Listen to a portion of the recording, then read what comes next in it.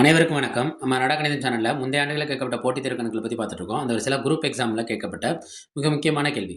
ஒரு செவ்வகத்தோட நீளத்தை 40% அதிகரித்து, அகலத்தை 40% குறைத்தால் அதன் பரப்பளவுல என்ன மாற்றம் ஏற்படும்னு கேட்குறாங்க. 2 விஷயம் பேசுறாங்க. நீளம் அதாவது அதிகரித்தல், குறைத்தல். எதுல பேசுறாங்க? செவ்வகம். செவ்வகத்த பொறுத்தவரைக்கும் 2 அளவுகள் என்ன இருக்கும்? ஒண்ணு நீளம், இன்னொன்னு அளவு என்ன இருக்கும்? அகலம். ரைட்டா? இந்த 2 அளவுகளுக்கான அந்த அதிகம், குறைவுங்கிறது ஒரே எண்ண குடுத்திருக்கு. இந்த ஒரே எண்களால இரு வேறுபட்ட கருத்துக்கள் பதிஞ்சா, அதுக்கான ஷார்ட்கட் நம்ம முந்தைய வீடியோக்குள்ள பார்த்திருக்கோம். திரும்பவும் ஞாபகப்படுத்துறோம். அதுக்கான ஷார்ட்கட் என்ன? இந்த அதிகத்த பிளஸ்ன்னு எடுத்துக்கணும். குறைவ என்ன எடுத்துக்கணும்? மைனஸ்ன்னு எடுத்துக்கணும். அதிகத்தை ப்ளஸ்ன்னு எடுத்துக்கணும், குறைவை என்ன எடுத்துக்கணும், மைனஸ்ன்னு எடுத்துக்கணும்.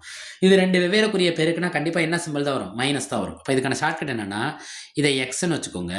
X minus y. எக்ஸையும் ஒய்யையும் பெருக்குங்க.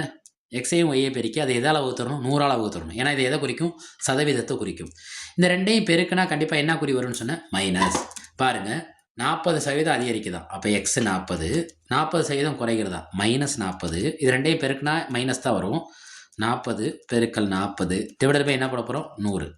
40ல் 40 போச்சுன்னா என்ன கிடைக்கும்? 0 மைனஸ் இந்த 0க்கு இந்த 0 என்ன ஆயிரும்? கேன்சல் ஆயிரும். இந்த 0க்கு இந்த 0 என்ன ஆயிரும்? கேன்சல் ஆயிரும். இந்த 4 பெருக்கினா என்ன கிடைக்கும்? 16. பாருங்களேன், இந்த 0 போயிடும். மைனஸ் 16. நான் ஏற்கனவே என்ன சொன்னேன்? அதிகம்னா ப்ளஸ்ஸு, குறைவுனா என்ன சொன்னேன்? மைனஸ். அதிகம்னா ப்ளஸ்ஸு, குறைவுனா என்ன? மைனஸ். நம்மளுக்கு கிடைச்சிருக்கிறது மைனஸ் 16. இந்த மைனஸ் 16ங்கிறது அதிகரிக்குமா குறையுமான்னு பார்க்குறப்ப கண்டிப்பாக அவங்க கொடுத்துருக்க ஆப்ஷனில் குறைவை தான் மென்ஷன் பண்ணுவோம். 16% குறையும். 16% குறையும். மறுபடியும் சொல்கிறேன், ஒரே எண்களால் அமைக்கப்பட்டு இரு வேறுபட்ட கருத்துக்கள் பதிவிட்டிருந்தா அல்லது ஒரே கருத்து பதிவிட்டிருந்தாலும் அது அதிகம்னா ப்ளஸ்ன்னு எடுத்துக்கணும், குறைவுனா எடுத்துக்கணும், மைனஸ்ன்னு எடுத்துக்கணும். முதல் ஆளை எக்ஸ்ன்னு எடுத்துக்கணும், ரெண்டாவது ஆளை என்ன எடுத்துக்கணும்? ஒய்ன்னு எடுத்துக்கிட்டு அந்த கணக்கை முடிச்சிடணும். அடடா கணிதம் சேனலை லைக் பண்ணுங்க, சப்ஸ்கிரைப் செய்யுங்க, சப்போர்ட் பண்ணுங்க, ஷேர் பண்ணுங்க. நன்றி.